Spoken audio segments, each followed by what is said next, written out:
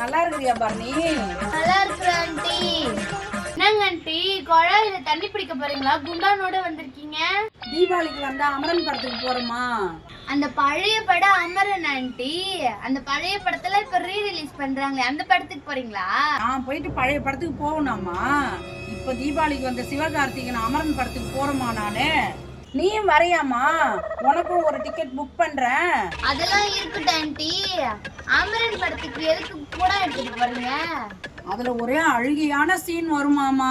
கண்ணீரை வீணாக்க கூடாதுன்னு குடத்துல பிடிக்கிறதுக்காக எடுத்துட்டு போறோமா நானு.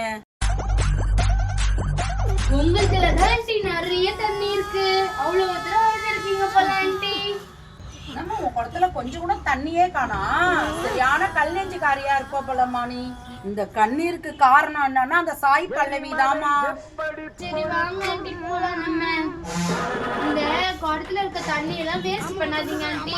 நாளையில இருந்து ரசத்துக்கு உப்பு போடாம இந்த தண்ணியே வச்சுக்கிறேன் ஆண்டி. நாம